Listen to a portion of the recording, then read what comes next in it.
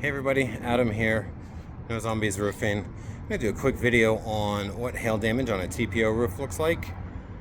First of all, this is the TPO roof. Single ply membrane, made mostly of plastic. And we're doing a leak repair out today. Not a ton of hail on it, which is why we're just doing a leak repair. Let me show you what we're looking at. Alright, so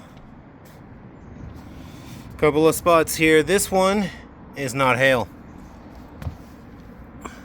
See how it's got what I call little micro fractures, little tiny cracks. They seem to be going curved. They're going around a center, but they're curved away from the center. Okay?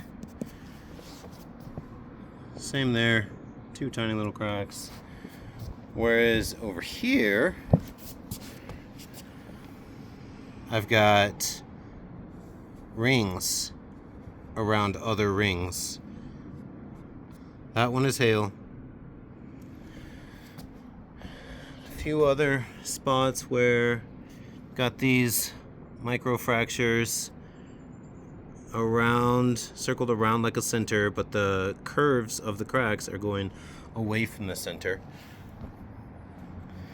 Another little tiny one. Where's my finger? Got a bunch of shadows over there. Let me come over this way. Alright. Little tiny hail right there. See the difference? One circles around a center, the other goes around a center, but the lines themselves angle away from the center. Okay, so if hail makes the one that's the circle like that, what makes the other cracks? Well, it's the same basic principle, except in reverse. So with hail, something hits it on top, pushes it down, stretches it out. That stretching causes the cracks. These ones, you've actually got something coming up from underneath. These are where all the screws are that hold the TPO down. So that screw is pushing up from underneath, and it cracks in the opposite direction because it's pushing up from underneath instead of where it hit down. So this one is a little bit of both. Looks like you got some hail that hit right there. It also happens to be right on top of a fastener.